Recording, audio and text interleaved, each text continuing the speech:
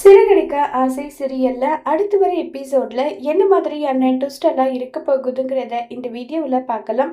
முத்து மீனா ரெண்டு பேரும் ரொம்பவே சந்தோஷமா ரோட்ல நடந்து போயிட்டு இருக்காங்க. ரோகிணியோட பிளான் எல்லாமே ஸ்பாயில் ஆயிடுச்சுன்னு சொல்லி ரெண்டு பேரும் பேசிட்டு போறாங்க. கரெக்டா அந்த இடத்துல நின்றுட்டு இருக்கிறது யாருன்னு பாத்தீங்கன்னா ரோகிணி பித்து பிடிச்ச மாதிரி தலையெல்லாம் விரிச்சு போட்டு ஒரு கோலமா நின்றுட்டு இருக்காங்க. இதை பார்த்ததுமே மீனாவுக்கு பயமாயிடுது. உடனே என்னங்கன்னு சொல்லிட்டு கத்துறாங்க. உடனே நம்ம முத்து என்னாச்சு மீனா, ஏன் இவ்வளோ சத்தமா கத்துறேன்னு சொல்லிட்டு கேக்குறாங்க.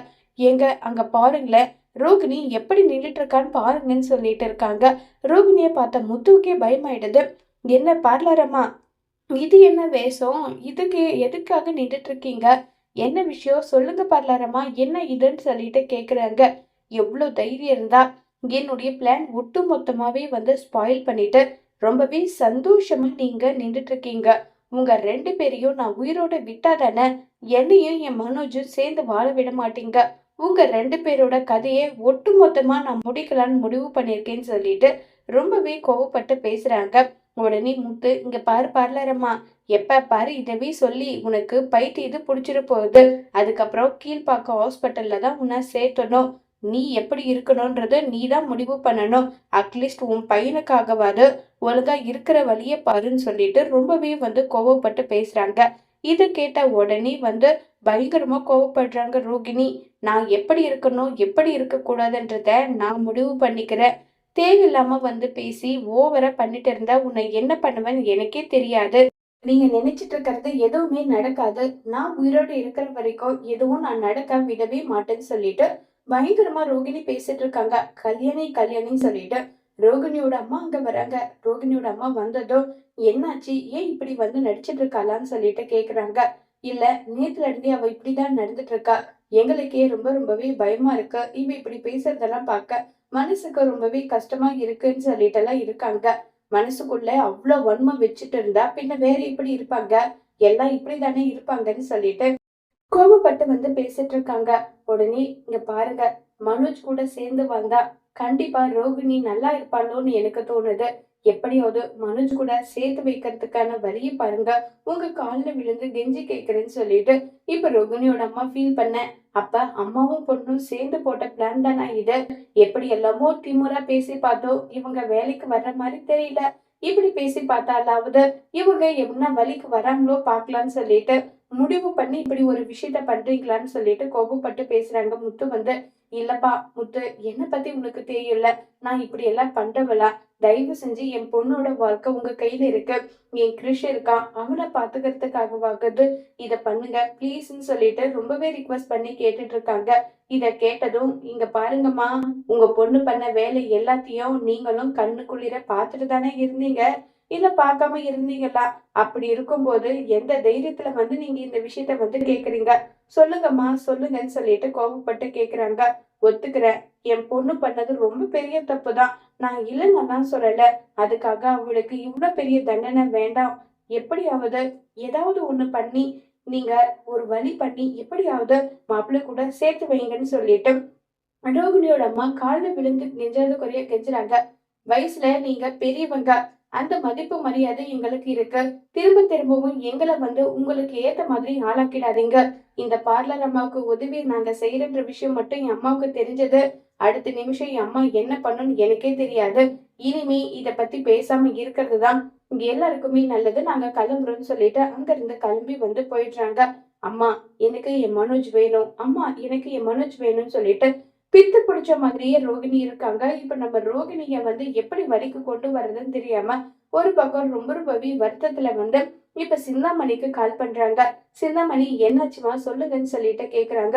நேத்துல இருந்து ரோகிணி இப்படிதான் இருக்கா, ரோகிணி போட்ட பிளான் ஏதோ ஸ்பாயில் ஆயிடுச்சுன்னு சொல்றாங்க. நான் வயசானவன் கூட பார்க்காம முத்து மீனா காலில் விழுந்து அவ்வளவு கெஞ்சி கேட்டேன். அப்ப கூட கொஞ்சம் கூட மனசு இறங்கி அவங்க வரல. என் பொண்ணு பார்க்க எனக்கு பயமா இருக்கு. அவ எப்ப பாரு மனோஜ் பத்தியே நினைச்சிட்டு இருக்கா. மனோஜ் கிட்ட வாழ விட்டா கண்டிப்பா அவளுடைய லைஃப் சரியாயிடும். நான் எவ்வளவு கேட்டோம், அவங்க மனசு இறங்கி வரலன்னு சொல்லி கதறி அழுறாங்க. ஏமா, எதுக்காக நீங்க அழுதுட்டு இருக்கீங்க? இதுக்கு பதில் கண்டிப்பா மனோஜ் சொல்லிதான் ஆகணும். ரோகிணி தப்பு பண்ணானா அதுக்காக இப்படி தவிக்க விடலாமா? அதெல்லாம் தப்பு கிடையாதா? கோர்ட்ல அவ்வளவு சீக்கிரம் ஒன்றும் விவாகரத்து கிடைச்சிடாது. நீங்க இதை நினைச்செல்லாம் வருத்தப்படாம கொஞ்சம் பொறுமையா இருங்க. ரோகிணி ரோகிணின்னு சொல்லிட்டு எவ்வளவு கூப்பிட்டாலும் ரோகிணி மனோஜ் மனோஜ் இந்த பேரை தவிர வேற எந்த பேருமே நம்ம ரோகிணியோட வாயில இருந்து வர்றதே இல்ல. இதுக்கு மேலே ஒன்றும் பண்ண முடியாது. நம்ம மனோஜ் கிட்ட பேசி ஆகணும்னு சொல்லிட்டு, இங்க பாருங்க, என்னுடைய பொண்ணு நான் வர வரைக்கும் கொஞ்சம் தைரியமா பாத்துக்கோங்க, நான் போறேன்னு சொல்லிட்டு இப்ப அங்க இருந்து ரோகிணியோட அம்மா கிளம்பி போனதும் உடனே ரோகிணி சிந்தாமணி கிட்ட என் அம்மா போயிட்டாங்களான்னு சொல்லிட்டு கேக்குறாங்க. பரவாயில்லையே கண்ணு, ரொம்பவே சூப்பரா நடிச்சுட்ட, எப்படி பைத்தியக்கார மாதிரி நடிக்கிறேன்னு சொல்லிட்டு கேட்டுட்டு இருக்காங்க. பின்ன என் அம்மா எப்ப பாரு அந்த முத்து மீனாவுக்கு சப்போர்ட் பண்றாங்க. நானும் என்னவோ ட்ரை பண்ணி பார்த்தேன், எதுவும் வேலைக்கு ஆகுற மாதிரி தெரியல. எப்படியும் என் அம்மா ஏதாவது ஒண்ணு பேசி பண்ணி என் மனோஜை என் கூட சேர்த்து வச்சிருவாங்க.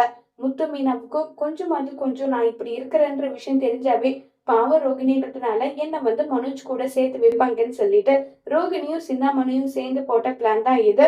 இந்த விஷயம் ரோகிணியோட அம்மாவுக்கு தெரியாம அவங்க கால் நடக்க போயிட்டு என் பொண்ணை எப்படியாவது காப்பாத்துங்க ஐயான்னு சொல்லிட்டு அண்ணாமட்டி கிட்ட போயிட்டு ஃபீல் பண்ணி கதறி அழுதுட்டு இருக்காங்க. ஏமா எந்திரிங்க, வயசானவ என்ன இப்படி நீங்க பாவத்தை சமர்ப்பிச்சு கொடுக்குறீங்களே, எதுக்காகமா நீங்க காலில் விழுறீங்க சொல்லுங்கம்மான்னு சொல்லிட்டு கேக்குறாங்க. என் பொண்ணு உயிருக்கு ஆபத்தான நிலையில இருக்கா. மாப்பிள்ளையோட பேரை தவிர வேற எதுவுமே அவ சொல்ல மாட்டேங்கிறா. நேத்துல இருந்து அவளுக்கு திடீர்னு ஏதோ பித்து பிடிச்ச மாதிரி ஆயிடுச்சுன்னு சொல்லிட்டு ஃபீல் பண்ணி கதறி அழுறாங்க. இத கேட்டதும் என்ன சொல்றீங்க, அவன் நல்லா தானே இருந்தா, திடீர்னு எப்படி இப்படி ஒரு விஷயம் நடந்ததுன்னு சொல்லிட்டு கேக்குறாங்க. உடனே முத்தாங்க அப்பா இது எல்லாம் அவளோட ஆக்டிங்பா, அவ என்ன பண்ணாலும் நம்ம விட்டு கொடுக்கறதா கிடையாது. மனோஜும் எப்படியும் விவாகரத்துக்கும் கண்டிப்பா கொடுக்கதான் போறான். கூடி சீக்கிரம் விவாகரத்து கிடைக்க போகுது. இதனால அவன் நடிக்கிறா பண்றாங்க.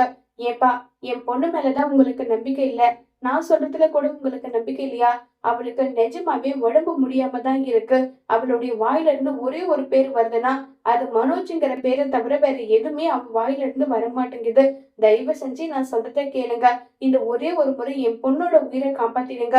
அதுக்கப்புறம் என் பொண்ணு உங்களுடைய பையனுக்கு விவாகரத்து கொடுத்துட்டு நாங்க இந்த ஊர்லயே இருக்க மாட்டோம். கண் காணாத இடத்துக்கு போயிட்டு எங்க பொழப்ப நாங்க பாத்துக்கிறோம். தயவு செஞ்சு இந்த ஒரு உதவி எனக்கு பண்ணுங்கன்னு சொல்லிட்டு ரொம்பவே ரிக்வஸ்ட் பண்ணி ஃபீல் பண்ணி கதறி அழுது கேட்டுட்டு இருக்காங்க. இத கேட்டதும் உடனே அண்ணாமலை முத்துக்கிட்டு மனோஜை ஷோரூம்ல இருந்து வர சொல்லுன்றாங்க. அப்பா இவங்கதான் பொய் சொல்றாங்க, நடிக்கிறாங்கன்னா நீங்களும் என்னப்பா இப்படி பண்ணிட்டு இருக்கீங்கன்னு சொல்லிட்டு கேக்குறாங்க. இவ்வளவு கெஞ்சி கேக்குறாங்கன்னா ரோகிணியோட நிலைமை எப்படி இருக்கு என்ன ஏதுன்னு பாக்கணும். இப்ப வரைக்குமே மனோஜுக்கும் ரோகிணிக்கும் விவாகரத்து நடக்கல. அப்படி இருக்கும்போது நம்ம போய் பாக்குறது தானே முரண்றாங்க. அப்பா இல்லப்பா அது வந்துப்பான்னு சொல்லிட்டு எவ்வளவு தயங்கினாலும் டேய் நான் சொல்றேன்ல, நான் சொன்னா செய்ய மாட்டியான்னு சொல்லிட்டு கேக்குறாங்க. சரிப்பா நீ சொல்றதுனால நீங்க சொல்ற ஒரு பேச்சுக்காக நான் கேக்குறேன்ப்பான்னு சொல்லிட்டு இப்ப நம்ம முத்து மனோஜுக்கு கால் பண்றாங்க. சொல்லுடா முத்துன்னு சொல்லிட்டு கூப்பிடுறாங்க.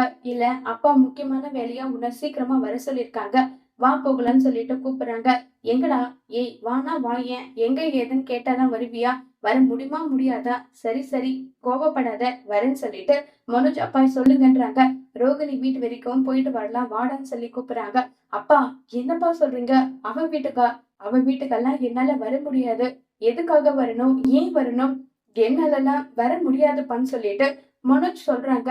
விஜயா என்னங்க, நீங்க போறது இருந்தா போக, அவன் மேல இறக்கப்பட்டதா இருந்தா நீங்க அங்கே போயிட்டு பார்த்து 100 அவ கையில கொடுத்துட்டு நீங்க பாட்டுக்கு வாங்க. அதை விட்டுட்டு நீங்க கூப்பிடுறீங்க என்னுடைய புள்ளெல்லாம் வர மாட்டான்றாங்க. விஜயா முதல்ல அவ போயிட்டு ரோகிணி எப்படி இருக்கா என்ன கண்டிஷன்ல இருக்கான்னு பாக்கணும்.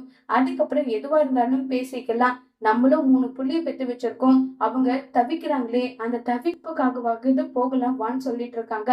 உடனே அண்ணாமலை கிட்ட முத்து அப்பா நீங்க ரோகிணியை நம்புறீங்க, ஆனா ரோகிணி நம்ப நாங்க யாரும் தயாரா இல்ல, நாங்களும் வரோம்னு சொல்லிட்டு முத்து மீனான்னு சொல்லிட்டு எல்லாருமே கிளம்பி போறாங்க. சிந்தாமணி ரோகிணி கிட்ட சொல்றாங்க. இங்க பாரு கண்ணு, நான் இருந்தா உனக்கு பின்னாடி நான் தான் இருக்கேன்ற விஷயத்த அவங்க கண்டுபிடிச்சிடுவாங்க. அதனால இங்க இருந்து நான் கிளம்பி போறேன். நீ எப்படி நடிக்கணும் தெரியுமா? அவங்க மயங்கி உன்னை வீட்டுக்கே அவங்க கூட்டிட்டு போயிடணும், அந்த அளவுக்கு நடிக்கணும். அதே சமயம் நீ உஷாராவும் இருக்கணும். அவங்க ஒருவேளை கண்டுபிடிச்சிட்டா தேவையில்லாத பிரச்சனை, அதனால அதுக்கும் சேர்த்து நீ உஷாரா இருக்கணும்னு சொல்றாங்க. அதுக்கு என்ன ஆண்டி, நான் இருந்துப்பேன், கவலைப்படாதீங்க, நான் பாத்துக்கிறேன்னு சொல்லிட்டு அங்க இருந்து கிளம்பி சிந்தாமணி போயிடுறாங்க. இப்ப ரோகிணியா ஜூஸ் எல்லாமே குடிச்சிட்டு அப்படி பயங்கர தெம்பா இருக்காங்க. முத்தோட கார் சவுண்ட் கேட்டதுமே ஐயோ வந்துட்டாங்களேன்னு சொல்லிட்டு மறுபடியும் முடியெல்லாம் முன்னாடி விட்டுட்டு ஒரு சைக்கோ மாதிரி உட்காந்து மனோஜ் மனோஜ்னு சொல்லிட்டு செவருல எல்லாமே கிரிக்கிட்டு இருக்காங்க. இது எல்லாமே பார்த்துட்டு மனோஜுக்கு பயங்கரமா பயமா இருக்கு. அம்மா பார்க்கவே பேய் மாதிரி இருக்கம்மா, எனக்கு பயமா இருக்குமான்னு சொல்லிட்டு மனோஜ் ஒரு பக்கம் பயப்பட உடனே அந்த இடத்துக்கு வர்றாங்க. வந்து அண்ணாமலை கிட்ட போயிட்டு ரோகிணி ரோகிணி உனக்கு என்ன ஆச்சு ரோகிணின்னு சொல்லிட்டு கூப்பிடுறாங்க. அங்கிள் எப்படி இருக்கீங்க அங்கிள்னு சொல்லிட்டு பேசிட்டு இருக்காங்க. என்ன ரோகிணி என்ன அடையாளம் தெரியுதான்றாங்க. அங்கிள் எனக்கு என் மனோஜை பார்க்கணும் போல இருக்கு. மனோஜ் எங்க இருக்காரு இருந்தாலும் அவரை கூட்டிட்டு வாங்க அங்கிள், எனக்கு இப்பவே என் மனோஜை பார்க்கணும். மனோஜ் மனோஜ்னு சொல்லிட்டு பயங்கரமா நடிக்கிறாங்க. இத பார்த்த மீனாவுக்கு ஏங்க இவ நடிக்கிறான்றது உங்களுக்கு தெரியுதா இல்லையான்றாங்க. என்ன கேள்வி மீனா, அவ நடிக்கிறான்றது எனக்கு ரொம்ப நல்லாவே தெரியுது. இவன் நடிப்பெல்லாம் நான் பல விதமா பார்த்துட்டேன். அப்பதான் இந்த அளவுக்கு நம்புறாரே, சரி இருக்கட்டும்.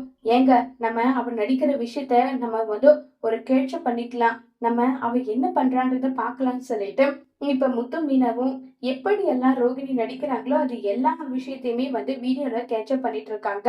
இப்ப முத்து வந்து பாம்பு மாதிரி ஒரு பிளாஸ்டிக் பாம்பு ஒண்ணு வச்சிருக்காங்க. அதை எடுத்து போட்டுறாங்க. உடனே ஐயோ பாம்பு பாம்புன்னு சொல்லிட்டு ரோகிணி வந்து கத்துறாங்க. இதையும் வந்து நம்ம முத்து வந்து கேட்சப் பண்ணிடுறாங்க. உடனே பார்லரம்மா பார்லரம்மா எங்க உங்க பைத்தியக்காரத்தனம் பாம்பு பார்த்ததுமே போயிடுச்சு. என்ன பார்லரம்மா இப்படிதான் இந்த அளவுக்கு கீழ்த்தரமா நடிப்பீங்களான்றாங்க. உடனே ரோகிணி தலை கீழே போடுறாங்க. அப்பா நான் தான் சொன்னேன்ல, இவ எப்படிப்பட்ட நடிப்புக்காரின்றது எனக்கு நல்லா தெரியும். தெரிஞ்சதுனாலதான் வேண்டாம்ப்பா இவன் நடிக்கிறான்னு அவங்க கிட்ட பல முறை சொன்னேன். என் பேச்சை கேட்டீங்களா? இங்க பாருங்க பொண்ணுன்னு உருகுனீங்களே, உங்க பொண்ணு உங்களவே முட்டாளாக்கிருக்கான்றாங்க. ஏண்டி இப்படி பண்ண ஏண்டி இப்படி பண்ணன்னு சொல்லிட்டு ரோகிணியோட அம்மா செம்ம அடி அடிக்கிறாங்க. அம்மா எனக்கு மனோஜ் கூட வாழணும். மனோஜ் இல்லைன்னா எனக்கு லைஃபே கிடையாது. அதுக்காக தான் இப்படி ஒரு பொய் சொன்னேன். நான் சொன்னது தப்புதாம்மா தப்புதான்னு சொல்லிட்டு ஃபீல் பண்ணி கதறி அழுதுட்டு இருக்காங்க. எதுக்காகடி இப்படி நடிக்கிற நடிப்புக்காரி, உன்னால நம்பி நான் என்னடி பண்ணுவேன்னு சொல்லிட்டு ரொம்பவே கோவப்பட்டு பேசிட்டு இருக்காங்க. ஏமா ரோகிணி நீ திருந்தலையா? இன்னமும் திருந்தலையா? ஏன் நீ இப்படி இருக்க? எதுக்காக இப்படி இருக்க நீன்னு சொல்லிட்டு ரொம்பவே கோவப்படுறாங்க. உன் அம்மா சொன்னதோ நாங்களும் பதறி அடிச்சுட்டு ஓடி வந்தோம். கடைசியில இந்த அளவுக்கு கீழ்த்தரமா நீ இருக்க.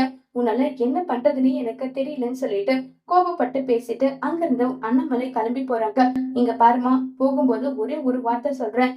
நான் வந்து யோசிச்சுட்டு இருந்தேன், எப்படியாவது என்னுடைய பையனுக்கு நல்லபடியா வந்து விவாகரத்தை வாங்கி கொடுத்து அவனுக்கான ஒரு லைஃப வந்து நாங்க அமைச்சு கொடுக்கலாம்னு சொல்லி நினைச்சிட்டு இருந்தோம்.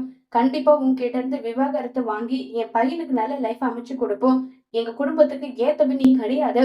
தயவு செஞ்சு நீங்க எனக்கு நல்லது பண்ணணும்னு நினைச்சீங்கன்னா நீங்க வந்து விவாகரத்து நீயாவே கொடுத்துரு ரோகிணி, அதுதான் உனக்கு நல்லதுன்னு சொல்லிட்டு அண்ணாமலை அங்க இருந்து போயிடுறாங்க. இப்ப ரோகிணிக்கு என்ன பண்றதுன்னே புரியாம ரோகிணி ஒரு பக்கம் ரொம்பவே குழப்பத்துல இருக்காங்க. இப்ப ரோகிணி என்ன முடிவு எடுக்க போறாங்க?